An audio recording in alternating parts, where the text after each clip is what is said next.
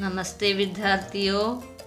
आज हम परिसर अध्ययन भाग 1 में घटक 9 मानचित्र हमारा साथी इसका अध्ययन करेंगे। हमारे परिसर की जमीन समान ऊंचाई की नहीं होती। ऊंची नीची होने के कारण जमीन को विशिष्ट आकार प्राप्त होते हैं। इससे पहाड़, घाटी, पठार, मैदान, द्वीप आदि भूरूप तैयार होते हैं। इसका अध्ययन तुमने तीसरे प्रकरण में किया है।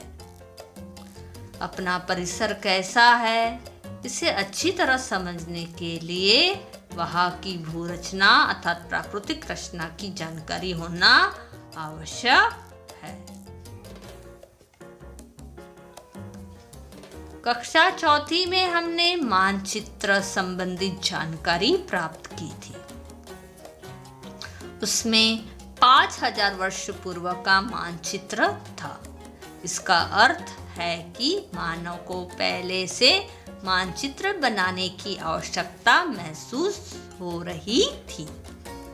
उस समय मानचित्रों का उपयोग मुख्य रूप से युद्ध के लिए था। युद्ध करते समय क्षेत्र की भूरचना, प्राकृतिक रचना की गहरी जानकारी आवश्यक होती थी। इससे शत्रु को पराजित करने के लिए दाव पेच खेलना सहज था। इस काम के लिए परिसर की भूरचना के मानचित्र का उपयोग किया जाता था।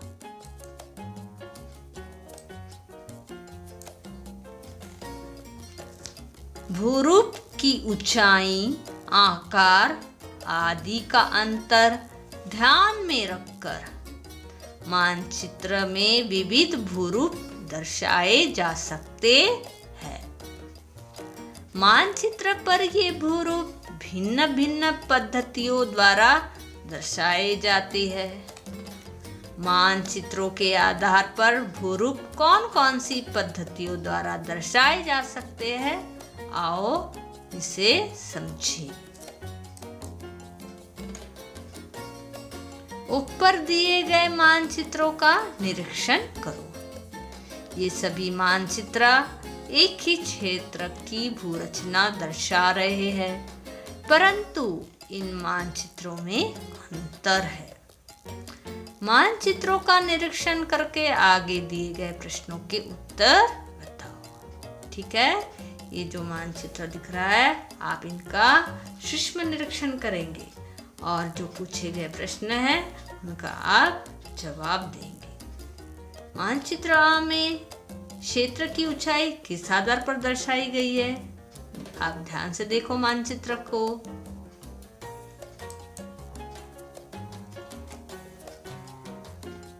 दूसरा, मानचित्र B में रंगों का उपयोग किस लिए किया गया है? तीसरा, मानचित्र स अन्य दो मानचित्रों से किस प्रकार अलग है? मानचित्र अ, ब और स में सबसे ऊंचा स्थान किस दिशा में है? पांचवा, अ, ब तथा स में से किस मानचित्र द्वारा भूरचना अच्छी तरह समझ में आती है? देखो आपके सामने, आपके सम्मुख 3 चित्र यानी मानचित्र दिए गए हैं। आपको तीनों चित्र का सूक्ष्म निरीक्षण करना है और जो पूछे गए प्रश्न हैं उनके सवाल आपको क्या करना है? समझना है, सोचना है।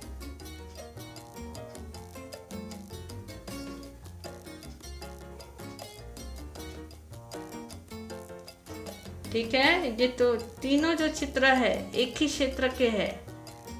ठीक है, आपको तीनों चित्र का निरीक्षण करो और आपको बताओ कि कौन सा जो मानचित्र है जिससे आपका क्या हो रहा है, अच्छे से उस क्षेत्र की जानकारी प्राप्त हो रही है।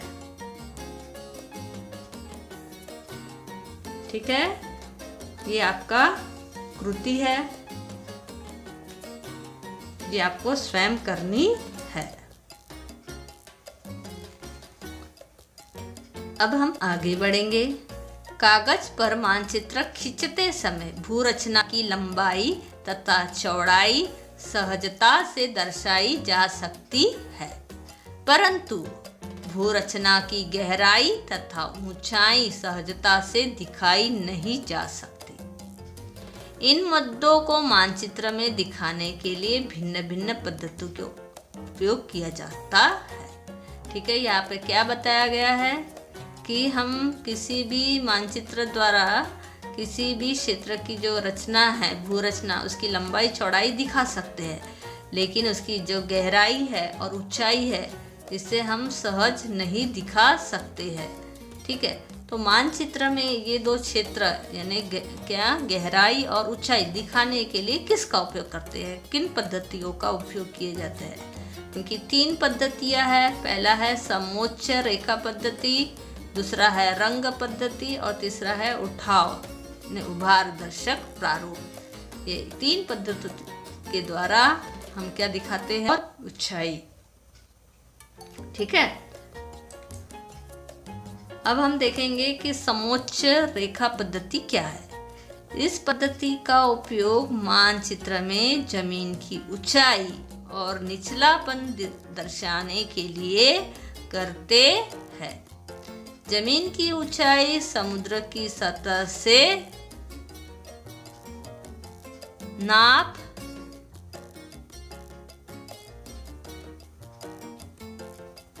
नाप ली जाती है। इसके बाद समान ऊंचाई के स्थान निश्चित किए जाते हैं। मानचित्र में उनका उल्लेख उच्च स्थान पर किया जाता है। मानचित्र पर दिखाए गए ये स्थान रेखा की सहायता से एक दूसरे से जोड़े जाते हैं। समान ऊंचाई के स्थानों को जोड़ने वाली इस रेखा को समोच्च रेखा कहते हैं। मानचित्र अ देखो आप, इसमें समान ऊंचाई के स्थानों के आधार पर रेखाएं खींची गई है। इस पद्धति के कारण क्षेत्र की जमीन का ऊंचा नीचा आकार सहजता से ध्यान में आता है। क्षेत्र की ढलान तथा विविध स्थानों की ऊंचाई समझने में मदद होती है। यह ध्यान में रखो, यदि समोच्च रेखाओं के बीच की दूरी कम हो तो उस स्थान की ढलान तीव्र होती है, और यदि दूरी अधिक हो तो जमीन की ढलान मंद होती है। इस जानकारी के लिए संलग्न आकृति की मदद लो। ठीक है, मानचित्र में आप है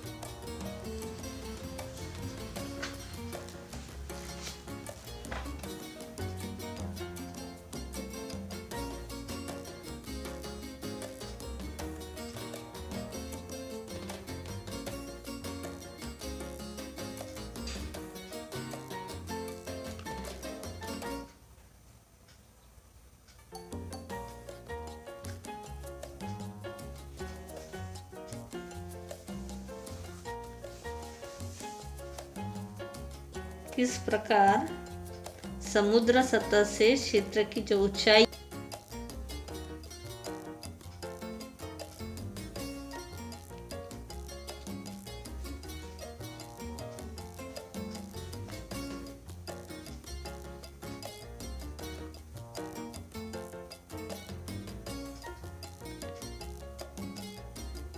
मंद ढलान और तीव्र ढलान कहाँ पर होता है, दिखाई दे रहा है आपको कि जमीन है और जमीन में जो ऊपर ऊंचाई है उसको ऊंचा बताया गया है, और जो धरती से उसकी ऊंचाई तो उसे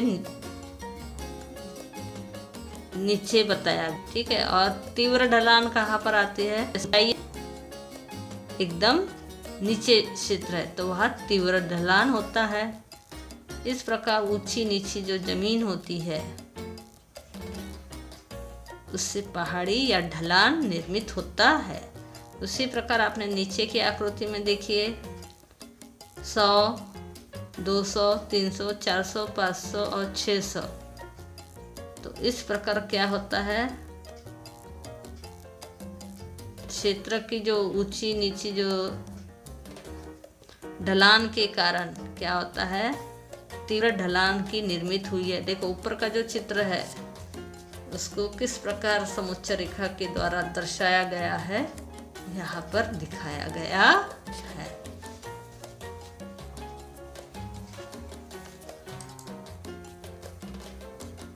अब हम देखेंगे रंग पद्धति। यह समुच्च रेखाओं पर आधारित पद्धति है। इस पद्धति में समुच्च रेखाओं के बीच रंग भरे हो जाते हैं। प्रत्येक रंग ऊंचाई के अनुसार निश्चित किया जाता है। उदाहरण, जल भागों के लिए नीला रंग, उनसे संलग्न जमीन के लिए गहरा हरा रंग, इससे अधिक ऊंचाई की जमीन के लिए हल्का हरा रंग तथा इससे भी अधिक ऊंचाई की जमीन के लिए पीला रंग इत्यादि। ठीक है, तो यहाँ पर जो दूसरा जो पद्धति है वो है रंग पद्धति। तो इसमें भी ऊंचाई के अनुसार से ऊंचाई बढ़ती है उसे वैसे रंग क्या किया जाता है, निर्धारित किया जाता है। तो रंग के आधार पर हम ऊंचाई बता सकते हैं। जैसे देखो यहाँ पर आप चित्र में देख सकते हैं कि जो सबसे नीचे है वो है -150 से कम, तो उसका आपने ढंगा नीले रंग का दिखाई दे रहा है। फिर उससे ऊपर आप जाएंगे तो थोड़ा हल्का नीला, फिर 0 से -75 एकदम हल्का आकाशी, फिर 0 से जो 75 है वहाँ पर डार्क ग्रीन दिख रहा है, फिर 75 से 150 हल्का हरा रंग, और उससे भी ऊंचाई पर 150 से 300। इस प्रकार जैसे जैसे हम ऊपर चढ़ेंगे, ऊंचाई पर जाएंगे, आपको रंगों की जो भिन्नता है उसके हिसाब से आप क्या कर सकते हैं, पहाड़ी की ऊंचाई बता सकते हैं या दर्शाया जाता है। तो ये है दूसरा पद्धति का प्रकार। वाली रंग तालिका का निरीक्षण करो। ऊंचाई के अंतर के अनुसार रंग संगति में होने वाला परिवर्तन ध्यान में रखो। समुच्च रेखाओं के बीच उपयोग में लाए गए रंगों के कारण भूरचना का अंतर तुरंत ध्यान में आता है। ठीक है, इस चित्र में दिख रहा है आपको। इस रंगों के आधार पर हम बता सकते हैं कि भूरचना में किस प्रकार परिवर्तन है।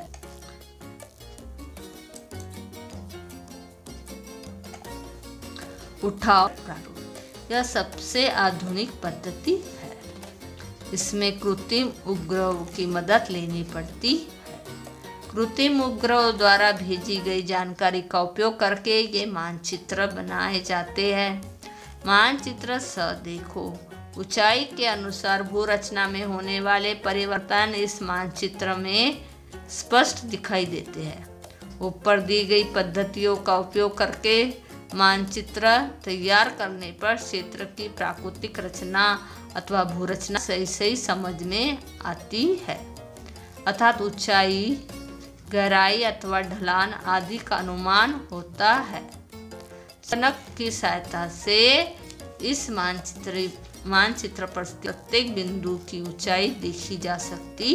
प्राकृतिक मानचित्रों का उपयोग हम सेना की गतिविधियां, पर्यटक, गिरि भ्रमण, मार्ग तैयार करना, परिसर के विकास का नियोजन आदि कार्यों के लिए करते हैं। ठीक है, जो तीसरा जो पद्धति है इसका हम क्या कर सकते हैं,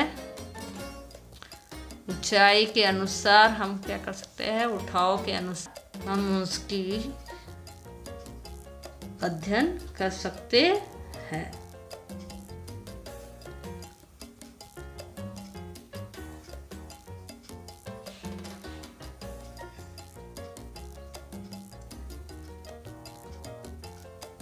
ठीक है, इस मानचित्र से क्या कर सकते हैं, हम जो बिंदु दिया है उसमें से हम उस क्षेत्र की ऊंचाई का अध्ययन कर सकते हैं।